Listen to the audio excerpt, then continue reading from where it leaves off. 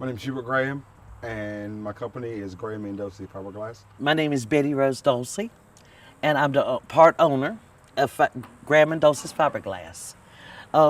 We make fiberglass art here. We make figurines from amusement park animals all the way up to livestock animals.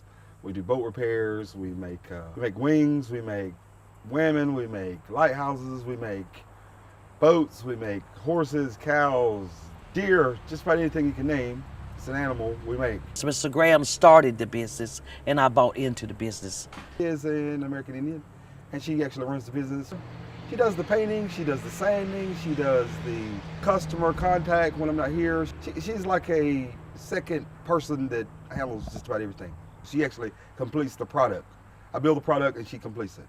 So we split it about 50-50. We do not make a decision without the other one knowing.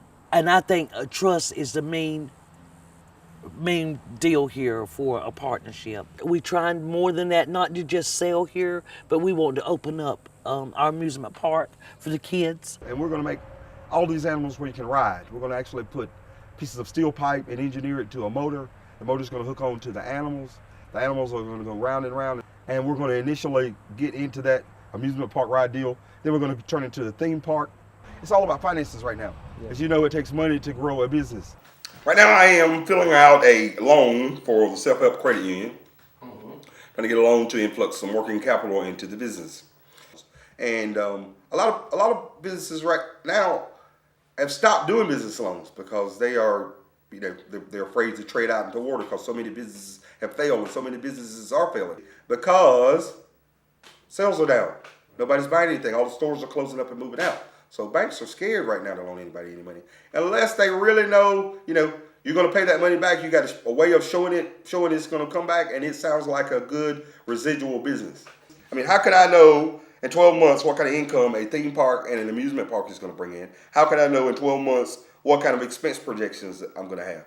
Because I've never been into a business like this before. And we're trying to make all these rides, and when we get done, we want to have at least 25, 30 rides here to start off that. We're going out buying wagons. We're putting them in front of teams of horses. We're going to go on around. Then we're going to build in between that the Mexican world. And then you'll come on around and we're planning on building teepees. We're going to have these Indian horses in between these teepees. We already have a prototype of a flying horse. If you see 25 to 50 white horses in the air and their wings are moving and their legs are moving, I don't care what kid it is in this whole United States. When they pass by there and they see that, their parents has got to stop. We're planning on putting in a gift shop here. We're planning on putting in a tiki bar right there. And then we're going to have paddle boats inside of the pond that we already have dug. And here's our idea is to have a visitor center. Put in a driving range. We want to put in a putt-putt golf. And we want to buy the creek and we want to turn that into a campground. It depends on our financial standings and how far we can go within the business financially right now. And it depends on how fast we can work and who we get to deal with and who actually comes in and helps us along and helps us do what we need to do. Because it'll be something nobody's ever seen. Yeah. And that's the thing. All of my dreams and all of my things that I'm doing is something nobody else has ever done. It's original. Yeah. And that's what makes me feel good about it. This right here came from my parents. So that's why I decided to name it their land. It was Graham's land originally. And I don't think Graham and Dosey land would sound too good. No. I think just Graham land, because they'd be like, oh, what, dope? Yeah, it's hard for them to do. So Graham land's a lot easier, and a lot of people will be saying, oh, man, have you been to Graham land? And they'll be like, oh, where's that? And it's a catchy phrase to that.